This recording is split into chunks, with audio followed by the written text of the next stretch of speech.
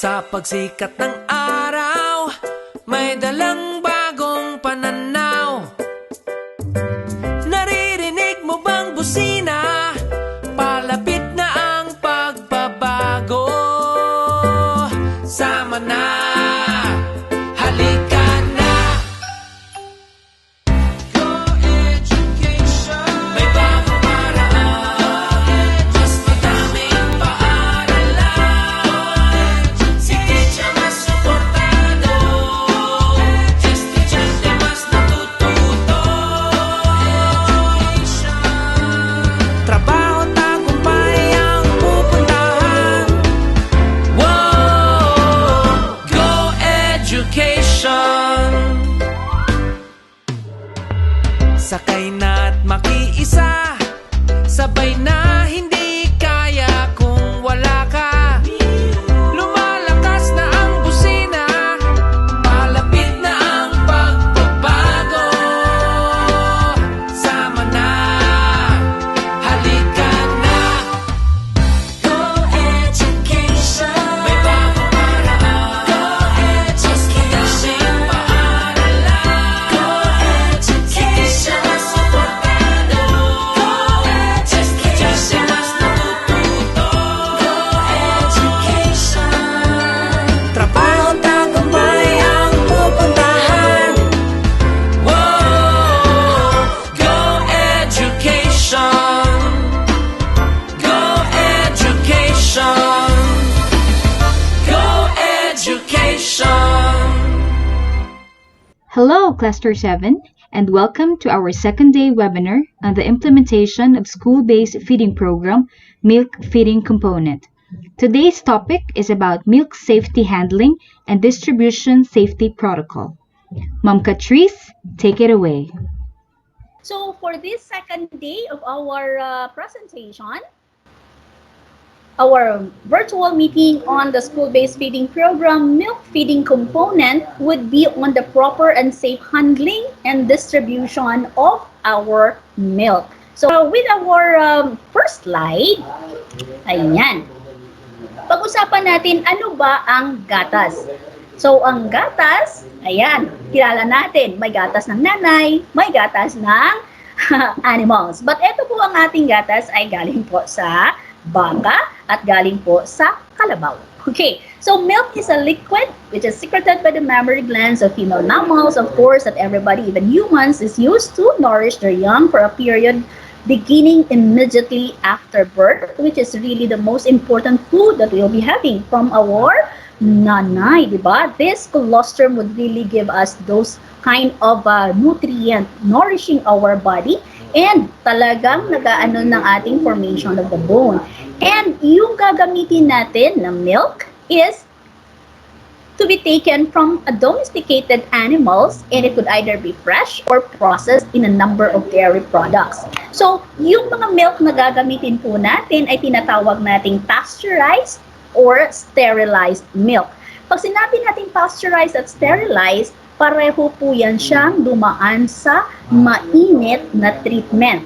Which means pasteurized and sterilized ay mayroon siyang difference when in terms of shelf life. Kung pasteurized siya, yung bacteria are destroyed and undergone also a heat treatment, and shorter lang po yung kanyang shelf life. So around 7 to 10 days if refrigerated, while pag sterilized po siya, it's almost 6 to 6 months at an ambient temperature. So kahit ilagay mo lang siya sa shelves, pwede siya. Ito yung sana yung pinaka-nice na magiging product natin. But again, dahil nga sa law, di ba? Ito yung lagi na sinasabi, bakit hindi na lang yung sterilized gamitin? But then again, meron po tayong milk code at meron po tayong tinatawag na batas na ang gagamitin po para sa ating milk feeding program ay fresh po siya, which is fresh or pasteurized milk that need to be kept cold always. So, pag sinabi po natin ng ganyan, magkakaroon po talaga tayo ng other thoughts na, oops, eto pala ang milk na to ay kailangan ng pinakamaingat na paghahanda para ang ating pong mga bata na magiging recipients po natin ay hindi po magkaroon ng untoward reaction. Ayan. So sana na ano natin no, ang kaibahan ng pasteurized at sterilized milk natin. So yung feeding program natin na all about the feeding milk component at we will be talking all about the 2019 SBFP funds. This will be locally produced. Hindi po siya imported. Hindi po siya galing sa ibang bansa as much as possible. Pero hindi po tayo kumukuha ng mga branded or yung tinatawag natin na mga commercialized na mga gatas. It must come from a dairy cooperatives or associations which is found in the Philippines, and it is a cow's milk, carabau's milk, or a goat's milk. So this is pasteurized, which is around 200 ml. As I have said kahapon, hindi po 180 ml ang gagamitin, but it is 200 ml per serving, which is packed in a plastic sachet or a retortable pouches. So ito yung mga pouches na hindi siya madaling mabutas at medyo makapal siya.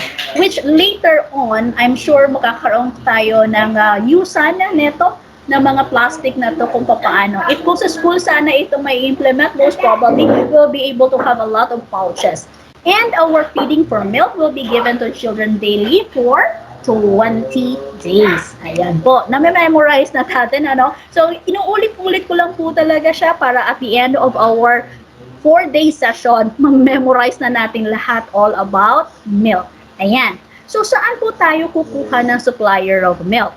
So, meron po tayo dito sa Negros, and that is in Murcia, and marami pa sana. May sa Silay, at meron din siya sa Kabangkalan and other areas. But then, yung kanilang mga baka or ang kanilang supply of milk, the volume can only accommodate then doon lang din sa area nila. So, hindi sila makakapag-supply sa Negros.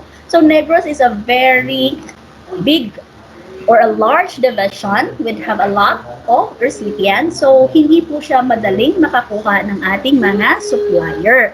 So, yung pasteurized milk ay kailangan ay frozen or chilled pag dineliver. Yan po mga mamha, tatandaan natin na it must be frozen. Frozen, matigas. Chilled siya, malamig when delivered. Pag meron po tayong hindi na nakapasa sa ating checklist na oops, hindi naman to frozen, ay hindi naman to chilled, then do not accept. So milk sachet must be packed in styro boxes to keep them cold, and our delivery drop-off points is allowed for one or two schools. So meron pang iba na nag-try na hatag sang ilang other drop-off schools, but sorry to note po, dahil during po doon sa ating negotiations with the NDA and the PCC or with the supplier, kailangan po talaga siya na pag-usapan beforehand dahil doon sa mga logistic needs natin. Again, nagbabayad po kasi tayo ng admin cost, and that is 2% from the supplier. So, kung hindi po natin maiplastar ang ating mga logistics, ang ating mga schools needs, so hindi po natin siya maipapasok ganon-ganon lang. And ang supplier po natin ay mag-deliver ng kanilang goods 2 to 3 times per week. So ang atin po is twice Mondays and Wednesdays. So yung Mondays po, it will be delivered para po sa Monday and Wednesday na commodity or rasyon ng mga bata. And ang yung Wednesday naman na delivery is para naman sa Thursday and sa Friday. So kung makikita natin yan, dalawang beses, if 20 days siya, then magkakaroon tayo ng 8 times na delivery. So kung ipo-foresee natin yan at i-imagine natin, so si custodian ng bawat school ay pupunta sa drop-off at babalik sa kanyang school na may dala ng milk at saka dapat on that day i-distribute niya na. Ayan. But I'm sure may mga challenges dito at hindi rin natin masasabi if makakaya ba or pwedeng kakayanin or titingnan natin kung may capability ba tayo na ma-deliver agad-agad sa mga household, sa mga bata, or meron pa ba tayong ibang strategy para hindi lamang talaga masisira yung ating gatas. So lahat po ng preparation na yan ay magdedepende po sa ating mga schools. So later on, pag meron na po tayong orientation with the schools, yan, isa po yung mga problems or tactical things, strategy na atin pong itatanong sa mga schools natin para malalaman po natin kung ano yung pinakamagandang delivery mode para sa ating mga schools. So again, the 2019 funds will be 20 days and the batch ones will supposedly from August to December. Yan. Sana, September na.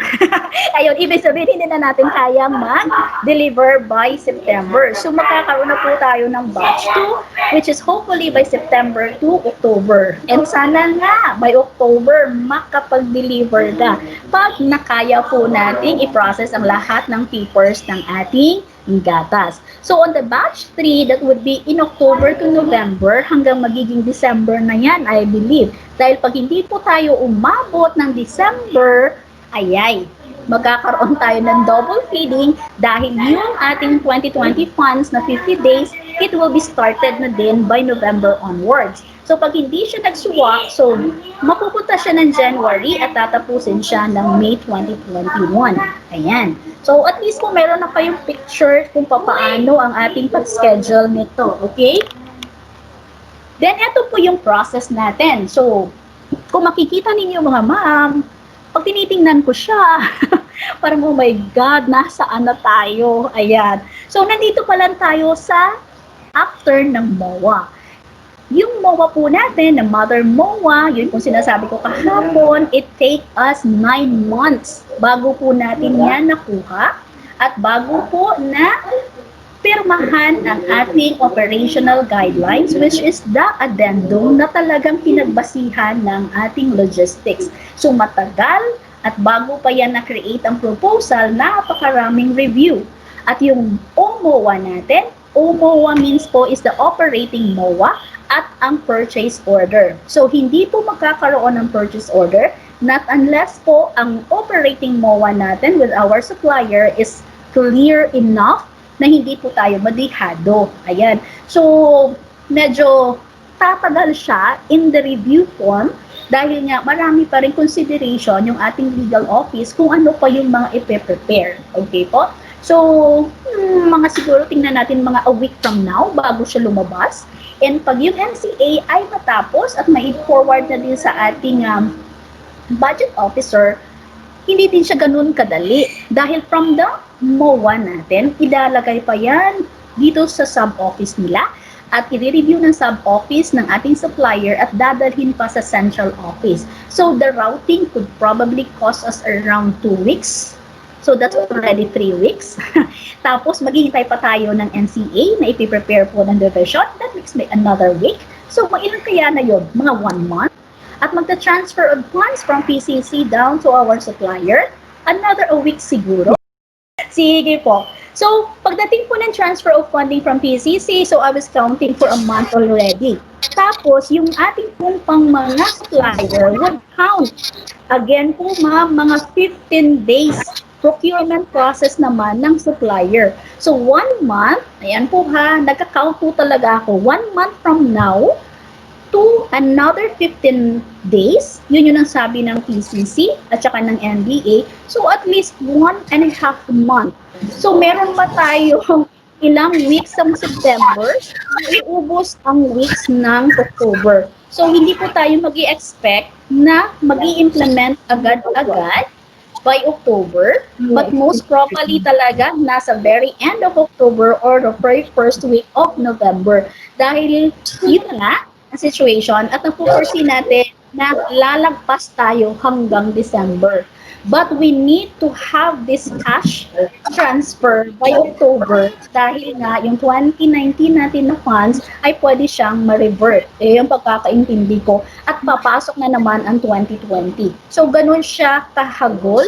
Doon po tayo nagpo-focus ng much of our time sa documentation. But hopefully lang naman sana matapos natin the earliest time, pina-fast track na naman ng ating legal, ang backing back resolution, and nandun na din sa attorney natin yung review ng OMOA. So sana po lumabas siya by the end of the week para makabook na tayo on the next step. Oo, di ayan pa lang tayo, nasa second step pa lang po tayo. But we're happy enough dahil merong nag-commit na mga supplier. Ayan, yun na lang yun. Yun yung natin, pinagpapasalamatan dahil hinintay natin siya ng 3 buwan para umuo. O, diba? But then, now, completed po tayo. A total of 33,974 learners will be fed for 2019. At ito yung pinaka-need natin na atin po siyang pag-iisipan. And this one must be truly na step by step. Pagdating po sa milk, ito po talaga yung consideration na lagi nating tatandaan that we should never break the cold chain.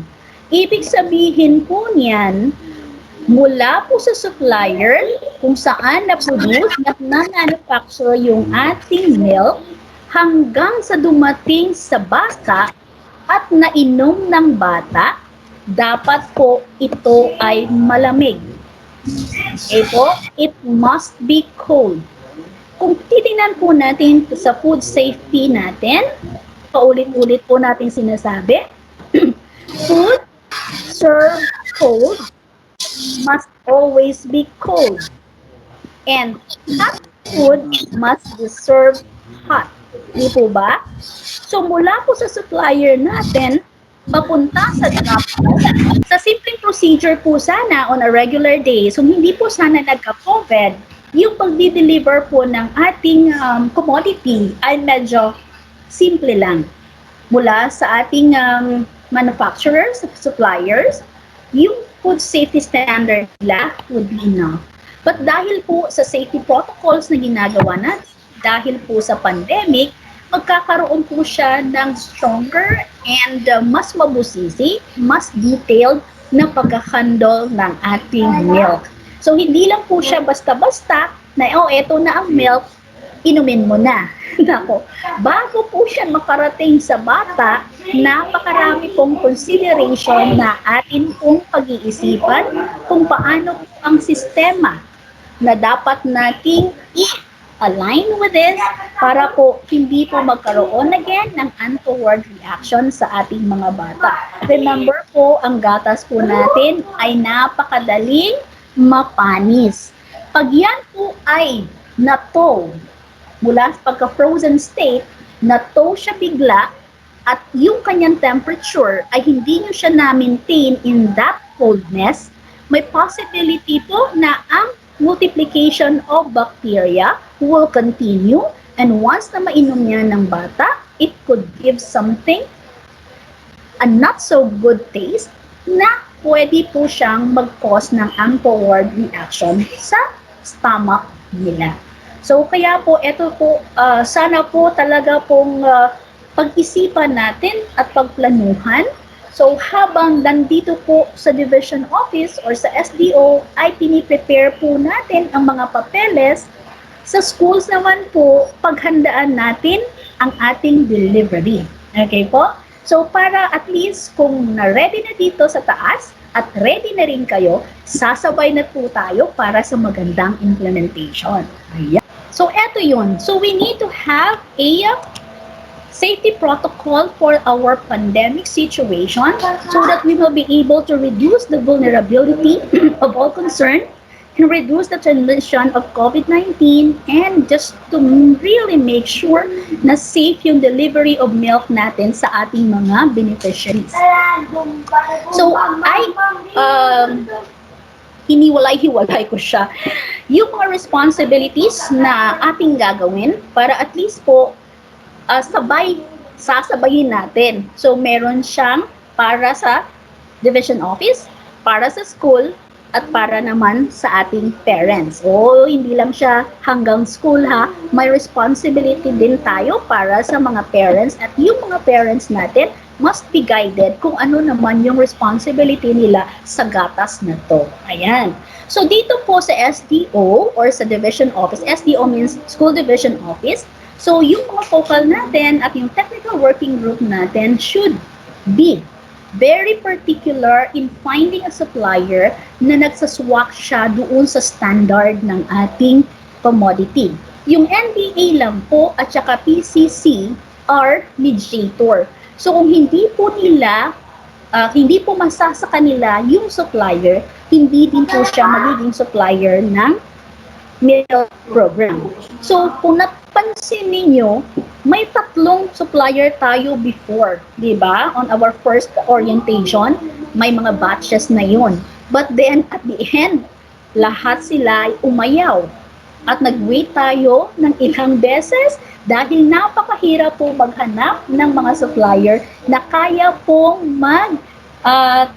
mag-follow ng mga strict standard din po na hinahanap din ng central office. So unang-una po, dapat po ang ating pong supplier has a food business operator which must be compliant to the regulation of the Republic Act number 10611 or that is our Food Safety Act of 2013. Mahirap siya. Dapat din yung mga taong kukuha ng supplier na yun should have a site visit. I-inspect niya po kung gaano po kaganda ang planta, kung natikman niya ba yung milk na yun, at magsasurvey din kung yan po ba ay credible. So, dapat pag pumasok ka sa kanilang plant or sa kanilang site, makikita mo na ang food safety standard ay talagang pina-follow. So, dapat yung mga food handlers ay nakasuot ng enough protective clothing, meron silang updated medical certificate, at wala pong mga sick or ill infectious employees na nasa trabaho. So again, napaka-simple and basic po neto na ginagawa nila kahit wala pa pong COVID. So tayo po, sumasabay na din sa kanila. So dapat din po pinapractice ng mga supplier o yung mga health worker, factory workers or plant worker ng site na yon ang kanilang personal hygiene and nagpa-follow po talaga sila ng process flow in the workplace. At yung area po nila and food equipment are clean and in good condition, complied in the government and industry standards, and free from hazard. Ayan, kung meron po tayong mga basic food safety na mga sessions dati, swak po yan dyan, nire-review na lang natin, at dapat lahat po yan ay pina-follow ng ating mga supplier. At ito, napaka-importante, hinahanap yan sa kanila. Meron ba kayong updated sanitary permit? Meron and quality water supply, yung certificate of compliance, license to operate, yun po, hinahanap po yan sa mga supplier natin. So yung pagkahanap sa kanila, hindi madali. Pero at least, we are so thankful na meron tayong supplier for everybody. Ayan. At paano naman dito sa drop-off points natin? So yung mga drop-off consignees natin, which includes our school head of that school, the district property custodian, and our feeding teacher should be well, dapat memorize ito. Napakasimple lang sana noon, but na-revise at medyo naging stricto dahil po we need to follow the guidelines on the required health standards in the basic education offices and school-based DOH number 2020 series of 15 na guidelines that we also had a few session atin po siyang na webinar the last time, at mandatory po na sana ito lahat ay ma-follow po ng ating drop-off area. At lahat naman po, I'm sure, di ba, the district offices, the school na nasa district ay nagpa-follow po ng ating mandatory na temperature check, yung ating mga foot bath, yung ating mga, eto lang pala yun ha, yung health declaration. Parang dito tayo medyo hindi ko sure kung ginagawa din natin religiously, truly, truthfully, So dito sa division office, ginagawa natin yan na ang ating health declaration form ay atin pong nire-require sa lahat ng pumapasok sa division office. So by this time po, I guess dapat na din pong i-practice ng ating mga schools dahil i-require po yan. Okay po? So as I go on, yung schools natin ay magkakaroon ng online declaration form pag maganda yung internet connection. But pag hindi, may other option naman. So sa health declaration form natin, ang lahat ng mga tao na papasok, even po yung ating pong delivery van, yung ating pong mga staff na papasok na magsusupply at lahat po ng mga consignees natin na kukuha ng supply, kung sino pa man dyan ang pupunta on that place para mag-deliver at mag-pick up, dapat po ay may health declaration form. So, nandyan yung mga significant signs and symptoms ng COVID-19. Alam na natin yan. Cough, cold, fever, headache, diarrhea, sore throat, and loss of taste. Diba? Yan na daw pinaano ngayon. Dapat malalaman mo kung meron ka pag nawawala na daw yung panlasa mo at yung ang amoy. So, let's check on that. And then, yung ating mga contacts for contact tracing and other pertinent personal data needed to filled up by all the delivery staff and all other consignees and volunteers that will be helping in the delivery. So, yung drop-off natin, sabi ko nga, will have this declaration form to decrease the possibility of contact tracing of the virus. And pag ito yung mga schools na may magandang internet connection, actually po, tinry natin ito sa division, kaya lang, yun din ang issue. Paano magsasign yung mga tao online? Diba? So, kailangan mo pa rin siyang i-print. So, those schools without efficient internet connection, still, the printed health declaration form should be used. But then again, no sharing of writing material such as your ball pens and pencils. So, dapat po, lahat po na magsusulat ay magbibit-bit po ng kanyang and all the delivery staff, whoever there will be, dapat po ay magsasign doon sa ating school and pag hindi po sila nagkaroon or nag-declare ng kanilang health, then hindi po sila dapat papasukin because alam na natin yun, di ba? Mahirap na hindi sila nagde-declare kung gaano sila ka-healthy. So, inform na din natin sila, yung mga nanay natin, yung ibang mga consignees natin, na pag hindi po sila feel well, eh wag na po muna silang pumunta. Okay? So, yung ating drop-off point, medyo talagang strictuhin dapat. Dahil po ma'am, maraming tao ang pupunta para kumuha o mag-pick up ng boxes na to. So if we have 14 schools sa ating district, 14 people and bakit i-double pa natin ang pupunta doon just to pick up yung ating commodity. So meron din po yan siyang rules later on kung paano natin yan sila i-distribute or ibibigay sa kanila. So, kung sa barangay naman po yung ating magiging drop-off, like for example po, mula po dito sa school, mas gusto nila na i-deliver doon sa barangay at doon sa barangay naman sila magbibigay. So, still the same. You still have to have your health declaration form. Basta po, meron po tayong activity na meron pong gathering, health declaration po ang hinahanap ng DepEd. Okay? So, all delivery staff, teaching should also, ayan, anong i-wear po natin? Your face mask and face shields at all times at any drop-off or pick-up areas. So, this still applies to our parents and whoever are there during the distribution. So, physical distancing, again, at least 2 meters shall be enforced at all times to ensure the reduction of possible transmission of infection. Then proper scheduling, ayan po ma'am, ito po kailangan po pag-isipang mabuti.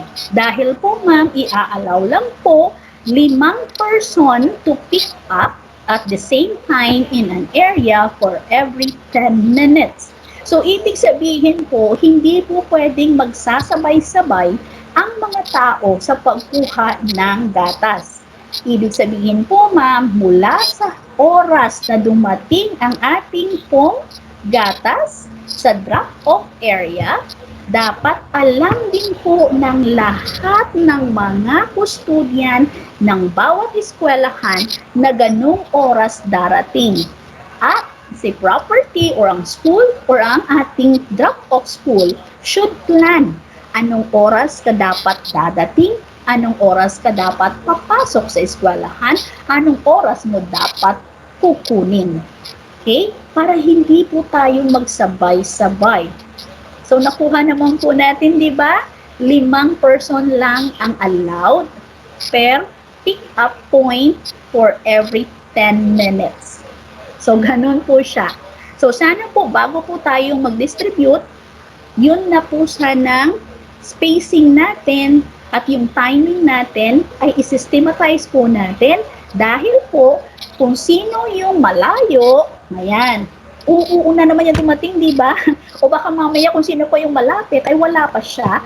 So, kailangan po, consistent tayo with this para po doon sa time na i-allot natin for distribution, ay makuha po natin na makarating din sila balik sa kanilang school at maibigay yung food commodity o yung ating milk at the right time na naghihintay din yung mga parents sa school.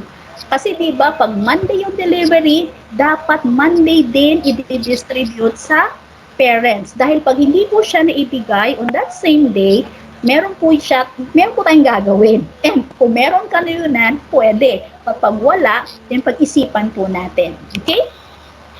So again, disinfect. Ayan, dapat yung ating pong mga foot bath ay nandiyan.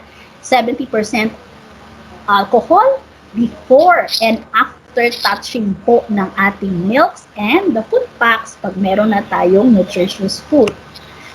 Dapat din po yung directional flow ng people natin in and out.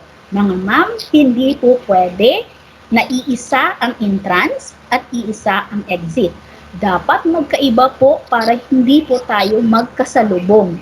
So kung pupunta po kayo ng division office, papasok kayo dito on the other gate at lalabas kayo on the other gate. So, dapat po yan na o-observe natin. So, yung mga schools natin, napatigil ako dahil nire-remember ko lang kung meron bang exit. No? Kasi iisa lagi yung entrance at saka exit.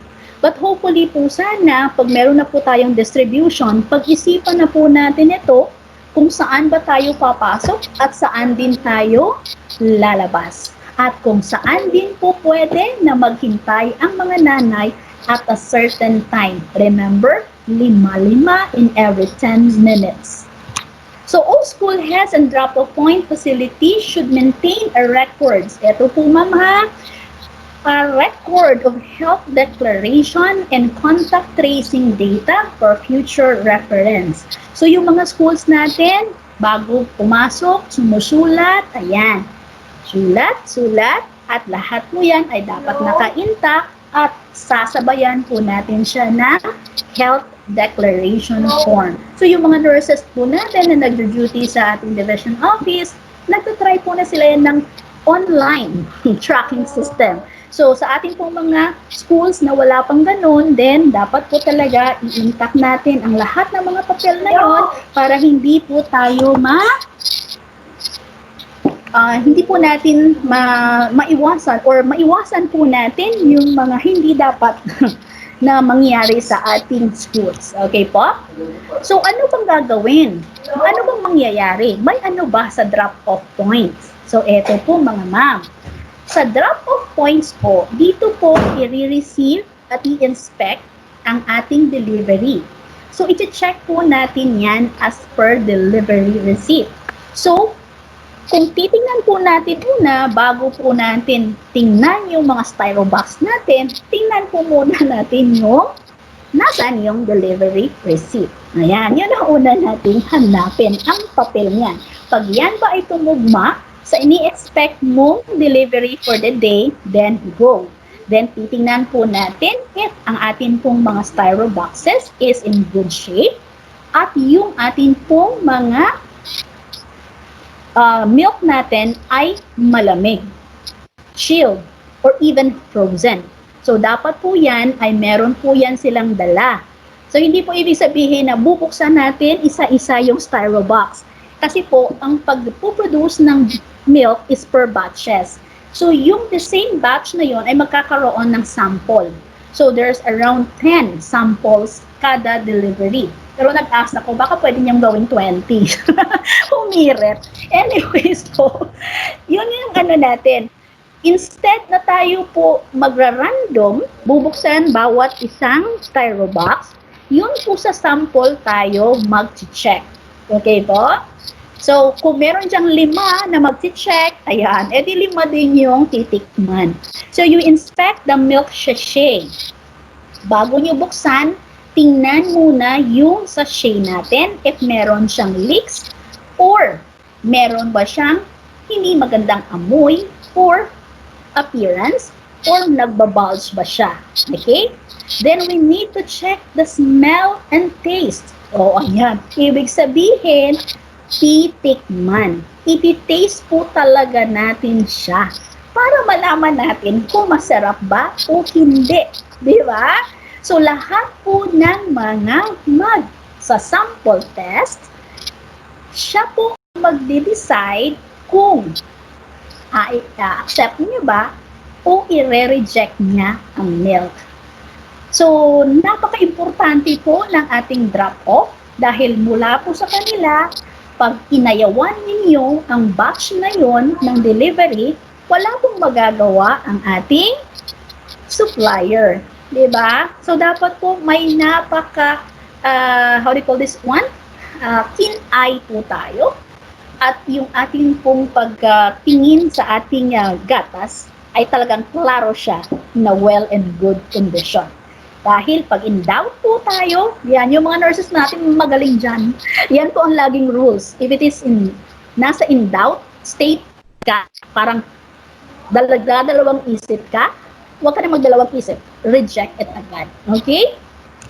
So, sa ating pong mga drop-off, pag nag-okay na po tayo, isa-sign po natin yung ating delivery receipt, isang authorized consignee, at yung dalawa nating members for the inspection team and one authorized consignee naman ng atin pong supplier. So, 3 po kayo niyan ang magsasign sa drop-off points na ibig sabihin po niyan, okay po sa inyo ang natanggap na supply para po sa lahat ng mga school sa ating district. So, ano ba yung titingnan again? Iisa-isahin natin. Pagpasok nila, ayan, kunin ang kanyang delivery receipt, and pag okay, sige, ipasok na po. So, meron po tayong numbers niyan kung ilang mga boxes ang i-accept ng ating drop-off. So, sa styro box pa lang tingnan kung meron ba siyang leakage, wala bang amoy, malinis ba siya, at may label. May label po ha, kasi pag walang label, hindi mo naman alam kung ano yan, anong meron dyan, at ilan yan. Hindi mo naman pwedeng buksan at ika-count mo isa-isa, di ba? So, dapat yung number of sachet and the name of school is labeled po siya sa bawat styro box. At yung milk, kumpleto ba? Yung delivery receipt, meron bang drinking straw? O ayan, pinagbabawal ang drinking straw. So, eto po, i-encourage natin, pwede natin hindi tanggapin yung straw. Ayan. So, depende na po sa atin kung kayo po ba ay tawag dito, environmentalist. Ayan. So, dapat po, nasa 20 to 25 milk sachet per sando bag. Ibig sabihin po niyan, yung bawat boxes natin na naka-styro is naka-sando bag pa rin siya sa loob. So, para mas easier po later ang pagka-counting para po hindi po siya makuhold directly yung ating gatas. So, yung quality of milk, again, may mga sample ang ating supplier. So, clean, no leaks, chilled, color white, sweet taste, and not spoiled. So, pag sinabing not spoil, pagtikim ng ating taster, so dapat wala siyang sour or bitter taste. Pag meron yan, no, no, no, hindi tatanggapin. Okay? At eto mga ma'am, ito yung sinasabi ko kanina, yung storage natin. Ang ating mga milk ay naka-chilled or frozen. Eh ma'am, wala kaming freezer. Saan yan ilalagay pag hindi nila nakuha? Kasi dapat pala i-transfer ang milk sa freezer for the day's distribution. Eh ma'am, wala kaming freezer. Well, good to know po. Bibigyan po ng freezer. Lahat po ng drop-off schools natin ay magkakaroon po ng 4 cubic feet box-type freezer na magkaka-hold po ng at least 2 to 200 sachet, I guess 400 sachet of milk. So, ibig sabihin po, hindi naman po dahil sa may freezer yung ating drop-off point, dyan na lang muna yan siya. Hindi po. Responsibility po talaga ng bawat schools na makuha on time ang bawat delivery na para sa kanyang school. Okay po? So, pag meron na po tayong mga commodity at kailangan na po siyang i-distribute at meron pang natira, dapat po ito ay ilagay sa freezer. Pag wala namang pong freezer, ito po, dapat yun ay dadagdagan ng ice as needed para hindi po siya uminit. Dahil we need to keep our milk cold. So, ibig sabihin, ma'am, saan po kami kukuha aming ice para po hindi siya matunaw o hindi po dali-dali ang milk para bukas or para sa susunod na bukas na supply. So, ito po, pwede po tayong humingi ng ice, i-charge po siya sa MOOE. Tinry ko po siya na ilagay sa ating proposal, kaso po, hindi po siya kayang i-liquidate per school. Ang hirap pong maghanap ng supplier para lamang sa ice. So, meron lang po tayong gagawin na adjustment sa later on doon sa ating logistics. Ay, i-discuss na lang po yan in time. Okay po? So, ayan. So, kung sino po yung mga nakakuha, nag-taste, nag-sign, yan. Ito po yung checklist natin at yan po ay susulat natin kung sino po ang nag-check ng ating milk commodity. So, yun po ang gagawin ng ating drop-off schools. Ano naman yung mga sa school? Kung ito po, kung napag-planuhan po natin na ang mga parents po ang magpipick up ng milk sa school, ano naman ang himuon sa school? Ayan. So, dito po sa school, ang matabo, so si property custodian, galing na po siya sa drop-off natin, right? Dadali niya na ang gatas sa eskwelahan. So, the milk for the next day delivery must be transferred to freezer in schools. So, ibig sabihin, ang pang Monday, distribute, or kung hindi niya man ma-distribute, then it must be transferred to freezer. Pag wala siyang freezer, then buy ice. Enough ice. Add enough ice to keep the milk cold. Always po yan siya. Hindi po pwede na walang ice ang gatas. Okay po? So, dapat po, kung hindi po available ang freezer natin, which hindi po lahat ay mabibigyan, selected lang po. There were only 254 schools ang makaka-avail po ng ating freezer, which I guess that was yung may mga recipient na 51 above. Ayan. If alam nyo na, if 51 above kayo, most probably po, may freezer po kayo. Okay? So, yung styro boxes po natin, dapat po ay clean and odor-free po siya. Okay? So, dapat po ito ay nakaseal, pag sa next pa po natin siya is i-deliver or ibibigay. Okay? So, hindi po pwede nakatiwangwang lang po yung ating mga styro boxes. Dapat po, food safety still, dahil pag nasa kamay na po natin ang styro box, that is the responsibility na po ng ating school. Ang sa schools natin, yung ating school custodian, ang school head at ang ating feeding teacher should make sure na yung ating pong marireceive na styro box ay clean, walang amoy, at yung number of packs po niyan per school ay intact. So, ibig sabihin, multiplied by 3 ang Monday and multiplied by 2 ang inyong Wednesdays. So, each school should provide a styro box upon pick up from drop-off point.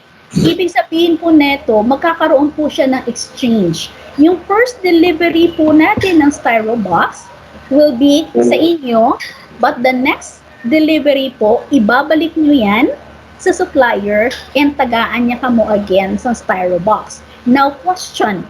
Pag ang styro box po ninyo ay nasira, anong gagawin? Babayaran niyo po yan. Hindi po atin yung styro box. Hindi po siya kasama doon sa binili natin. Okay po, ma'am? Though, naipasok po natin ang isa lang talaga. Isa po bawat 100 na recipient na magkaroon ng isang styro box. So, yun yung kinakount natin palagi, ang recipient at ang reasonable reason for having logistic for that item. So, that's why pagpaplano po ay napaka-importante talaga. So, ma'am, pag yung styro box na ibinigay sa inyo at hindi nyo po siya kinare at pagbalik niyo sa supplier ay butas, nakikitan na sa mga ilaga or whatsoever dyan at hindi po natin siya naiayos, hindi po yan tatanggapin ng supplier. Hihinga niya po kayo ng the same na klase ng styro box kung paano niya ibinigay sa inyo on the day na nag-deliver siya. So, which means same quality po. Kung paano po kalinis, kaano po siya ka-intact, ganun din po ang inyong ibabalik. So, isa or dalawa lang po ang kayang ma-augment sa ating budget. So, magkakaroon po tayo ng buffer pag meron po tayong extra. So, tingnan na lang po natin sa distribution cost kung kaya pa bang ipasok ninyo ang styro box na additional. Okay? So, the tone of milk. So, this plastic sachet and quality of milk must be checked. Again, kung may mga leakage, hindi ba siya frozen, hindi ba siya color white, o wala siyang taste, or sira na talaga siya. So, this should be. Para hindi mangyari yun, we need to make sure na chilled and frozen siya hanggang ma-distribute sa bata. Ang hirap, no? Kasi nakikita ko siya later on, baka po, ito po natin siya. Ilalabas natin siya sa styro box or sa freezer at iiwanan po natin siya ng 2 oras. Oh, remember, ma'am, no? Critical time in the food safety is 2 hours. If we left the food in a natural environment for 2 hours, the possibility of multiplication of bacteria will already start. At nakalimutan ni feeding teacher o nung magdi-distribute na ay, natungtong ko lang to siya sa lamisa. Hala, wala gali nakuha sa nanay. Oh my, anong gagawin? Ibabalik ba ni ma'am sa styro box o sa freezer? Pag-isipan po natin yan. Kasi nga, risky na yun. Then, storing. Paano ba siya isa-store? Ay, hindi ko siya na balik. Hindi ko siya na frozen. Ay, hindi ko siya na keep cold. Ay, hindi ko siya na ilagay balik sa tamang lalagyan. So, anong gagawin? Pag-isipan din. Dapat, ito ay laging chilled, laging frozen, hanggang ma-distribute sa nanay. You transfer the milk sa freezer from the styro box kung may freezer, but walang freezer, then keep the ice flowing. Dapat lagi po siyang may ice. Chine-check po natin na baka po pag open natin, wa na ice, water na lang, dili na siya tugnaw. Dapat po lagi nating tingnan at ang gagawin ng eskwelahan to make sure na ang ating pong gatas ay safe para sa pag-distribute sa mga nanay. So pagdating ni nanay, ano ang gagawin? Ito. So dapat yung ating guidelines on DepEd order, again and again, it must be strict. Lagi po tayong sumunod at ang mandatory, the procedure natin, ang ginagawa natin all the time, ayan, wag pong kakalimutan. Wala pong exemption. Basta pumunta ng school, may gagawin para sa distribution or kukuha man ng kanyang supply, lagi at laging tatandaan, mag-follow po tayo ng ating health standard protocol for COVID-19. Okay? So all parents, whoever they will be, should naka-mask and naka-face shield at all times while at the school premises. So dapat complete gear din si nanay at complete gear din ang nagdi-distribute. Okay? So, proper scheduling is very important. Kailangan pag-isipan again and don't make a crowd during the distribution. Again, 5 person or 5 parents is allowed per pick-up point for every 10 minutes. Ayan, sa dami ba naman ng nanay? Ano ang gagawin natin dyan? So, kailangan po talagang pag-isipan kung paano po natin madi-distribute properly while following our COVID protocol. So, again, all persons should wear a face mask and face shield, observe social distancing of 2 meters apart, and eto po, dapat hindi kakalimutan, laging mag-alcohol before and after handling the packs of milk over to the recipient or to the parents. Later on po, in the 2020, magkakaroon na sana may papasok siya at ipapasok yung mga simple PPEs natin. So dapat ito po yung mga nag-distribute, kung sino po yung nagbibigay, kung sino po yung nag-a-assist, ay dapat po kompleto sa gear. Dapat naka-gloves din yan. Okay? So, lahat po ng ginagawa natin for mitigation na hindi po tayo magka-COVID, dapat po ay strengthen po natin during this time of distribution or during the milk implementation. Ayan. So, paano naman pag sinabi ng school na, okay, kami na magdi-deliver sa mga bahay? Ayan. Dahil naman namin, generous ng time namin, makakapag-give kami ng aming tiyempo para ma-deliver sa mga bahay-bahay. So, if yung ating mga school personnel ay magdi-deliver sa mga bahay, again, i-observe pa rin natin ang protocol sa pag-deliver sa ating mga household at laging may appropriate PPE tayo, yung protective equipment natin. Huwag kakalimutan, naka-face mask, naka-face shield, naka-gloves, at laging may dalang ng alcohol before and after sa pagbigay sa parents. If naibigay na natin sa parents, ano naman yung gagawin ng parents? So, after receiving milk for the food pass, the guardian, ito po hindi lang po dapat tayo na school personnel, but then, pati po ang mga nanay should also wash their hands using the alcohol and advise na ang food o ang ating milk should be placed in the cold storage to keep it fresh until consumed.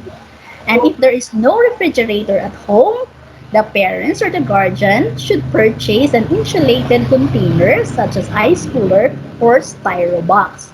Ma'am, wala gani sila sa ibakal bugas, mabakal pa styro, yung mga ganon. So, ito po yung tinitingnan natin. if magkakaroon po tayo ng 3 days na supply sa mga nanay at once a day lang yung pagpapainom sa bata, yung dalawa, for example, Monday, o inumin nyo na yung sa Monday, isa. May dalawa pa siya.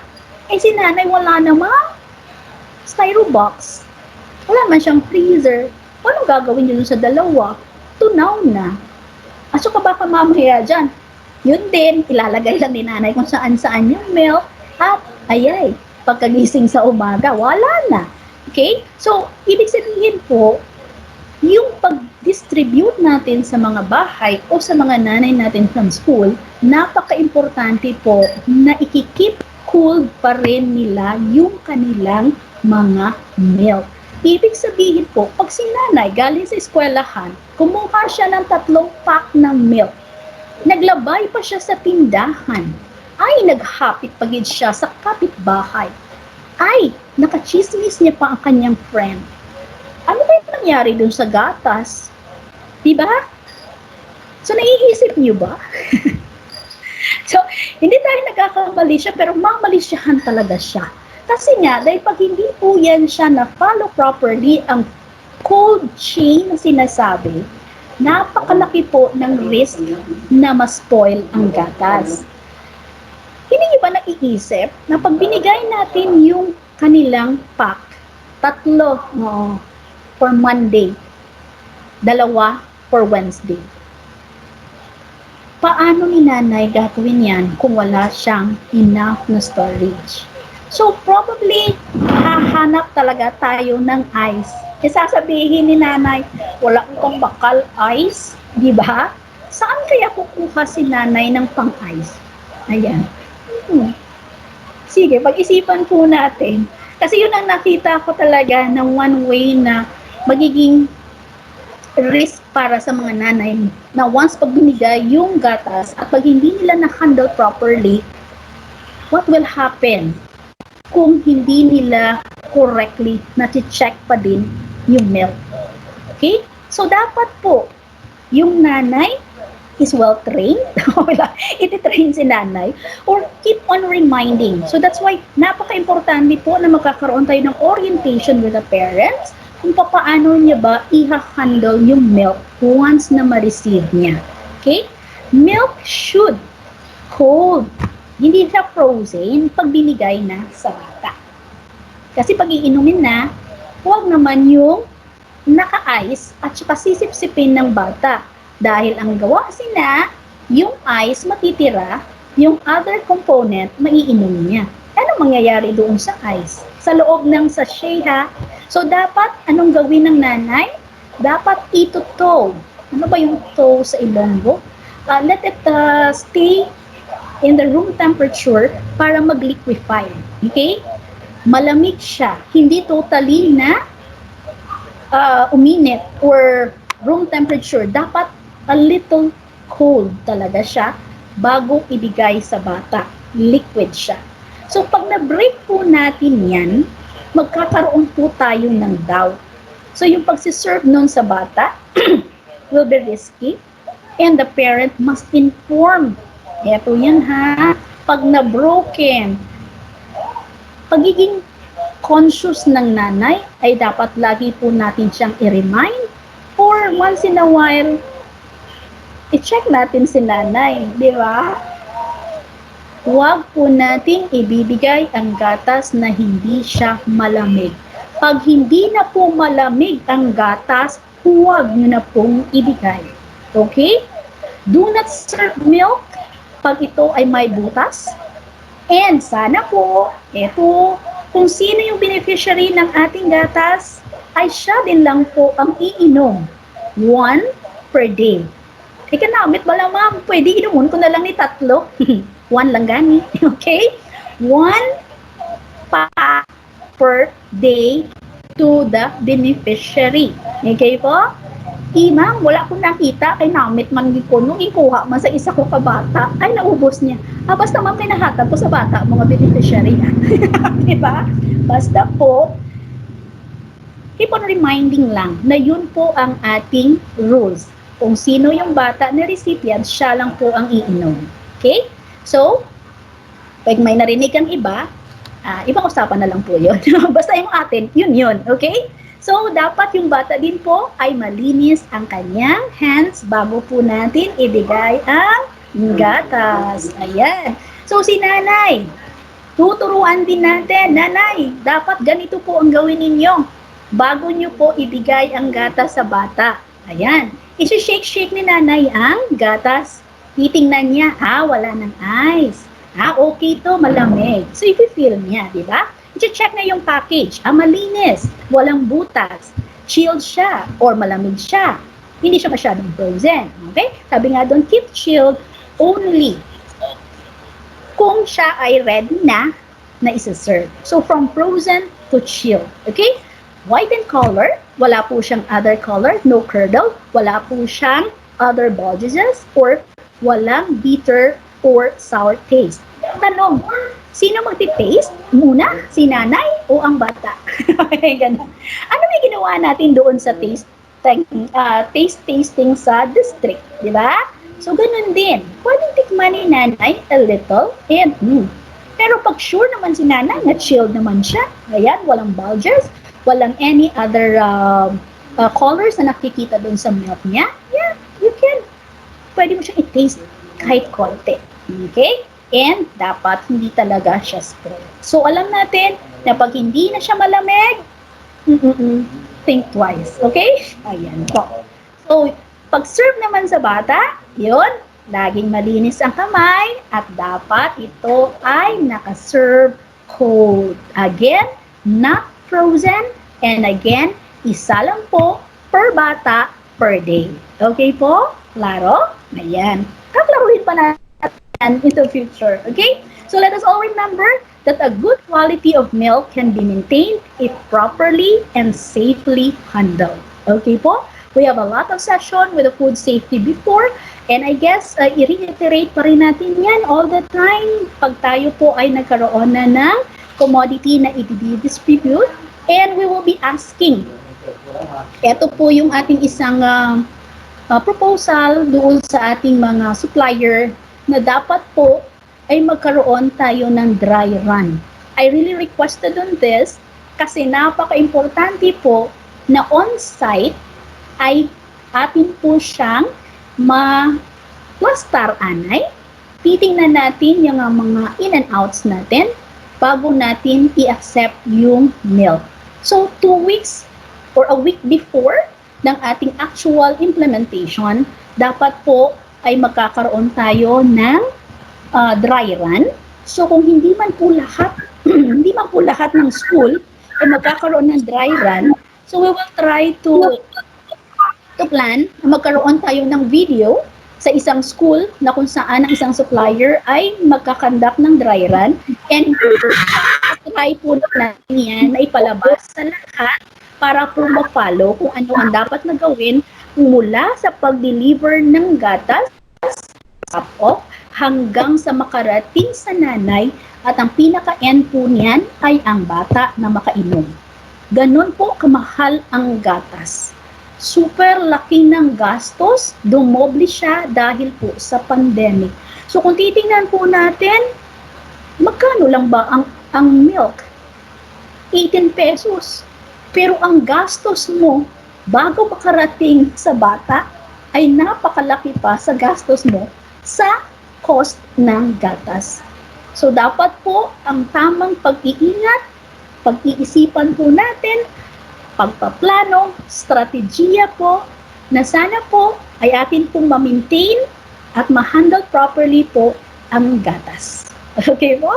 So, medyo mahaba, but kailangan po talagang i-detalye natin.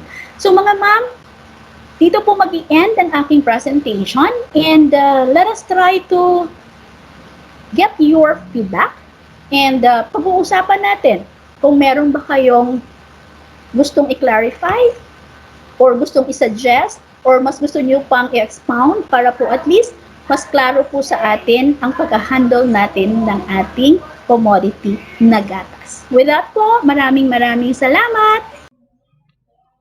That will be all for today. Thank you and keep safe, everyone.